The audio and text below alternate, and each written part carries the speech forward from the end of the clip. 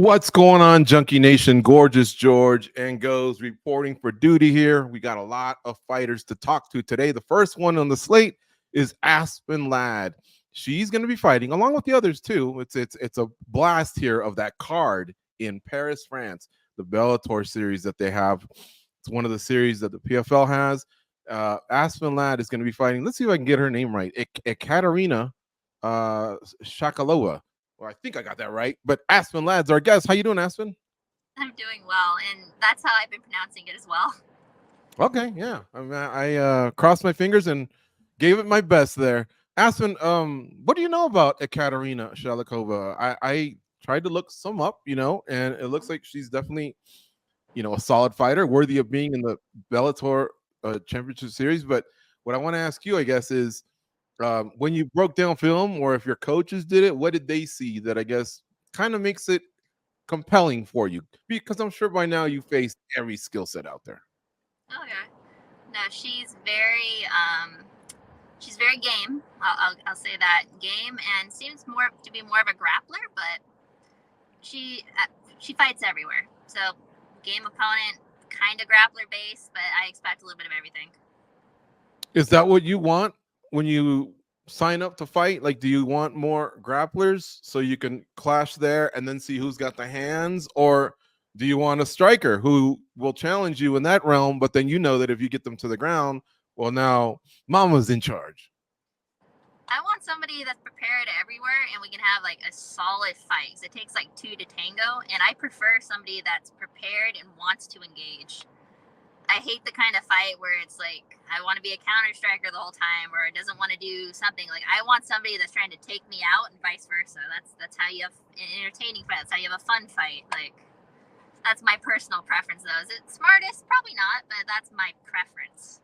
Okay, I was going to go down that route. Do you like getting punched? Here's why I ask, because GSP in the end said, I don't even like getting punched. I'm afraid as I walk, to the cage or whatever. I'm not one of those fighters that's feeling anything other than pressure, and I just want it to end. But, he said, I really don't like getting punched. Now, other fighters like Mike Perry was in BKFC last weekend. He loves it. It's like they're feeding him cupcakes every time he gets hit in the mouth. Yeah. So Mike Perry, I think, was bred for bare knuckle FC. Like, he came out of the womb, and that's what he should have been doing from that point forward. Right. Like, there's not one human, I think, more embodies that sport than him. Like, good for him.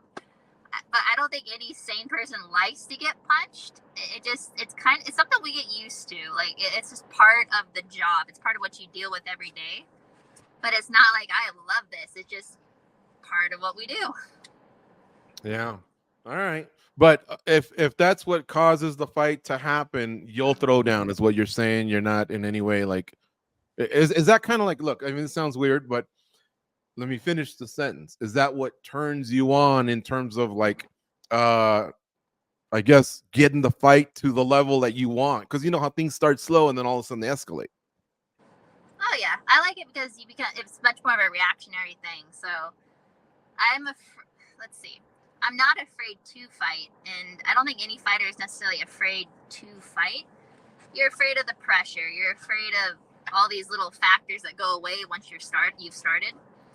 And the more intense it is, the more into the fight you are, the less you think about external factors. Like, you're just in the moment. I think that's what I like about it. You're now committed to the Bellator side of things, or will you be able to go back and forth? I mean, I know you can't be in the regular season because they're only featuring flyweights. And even when you were with the UFC, I asked you about that. You said, hell no, I ain't never doing that. So it seems like 35 and 45 are your options. So do you stay at Bellator, or have they told you that PFL can somehow work you in under another series? Like, what's the future like for Aspen Ladd? So this is very interesting. When they absorbed Bellator, that's what I was curious about. Like, are they absorbing it, or what they're currently doing is running it separately? But I'm still contracted to PFL. Like, I'm a PFL fighter. I'm just fighting on this side this year. And how that's going to evolve through even this year into next season, if there's a season, or how they're going to fight us, I don't know yet. But technically, I'm contracted to PFL. Got it. All right. Even though it is, you're contracted to be a PFL, but you're going to be in a Bellator cage. It's the Bellator setting. Does that almost work as a little bit of a reset for you? Is that kind of fun and fresh? Yeah, honestly, I'm very excited about it, and I'm excited. It's gonna be the year of travel because after this, like, if you look at where all the fights are gonna be this year, there's a slim chance I'll be in the U.S. But it's a year of travel. I get to throw elbows again, so that's pretty darn exciting.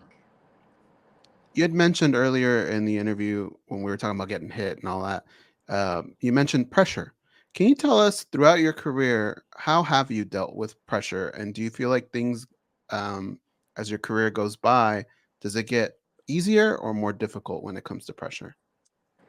I think more difficult, at least for me personally. Like when there's no stake on it, there's no real. There's always been consequences, but when you're fighting just for fun as an amateur, you're not making anything. It's not your livelihood. You're just doing what you want to. There's zero pressure. When you're fighting for pennies and nobody knows, you're fighting for fun. There's zero pressure. But when it gets to the later stages where like this is your livelihood, there's everything is riding on it, I do think there's pressure associated with that, and trying to overcome it is sometimes difficult. In closing, are you still wanting to be a world champion, or have you shifted more towards, hey, I just want to get paid accordingly, and like what's more the priority? I know you want both. Yeah. No, right now I'm very curious to see what the belt situation is with what's going on. Like, I don't know if it's going to be a unified belt. I don't know if they're going to keep one for Bellator, one for PFL. Like, I don't know. And yes, that is the ultimate goal. But at the moment, because it's so up in the air, it's like, take every fight as they come. And that is the singular battle, is that particular fight. And we'll see where this goes in the next year and a half as far as what they're going to do. Mm-hmm. It's always great to talk to you, Aspen. We wish you the best of luck with what you have left of in camp. Safe travels to Paris, France, and I guess enjoy the experience. It's pretty cool that you are kind of fighting for all the major leagues out there, doing your thing, testing yourself against many great fighters. So as always, we wish you the best, and hopefully we get to talk to you again soon. Thank you for having me, and I'm glad to see you guys both doing well. Thank you. We appreciate that.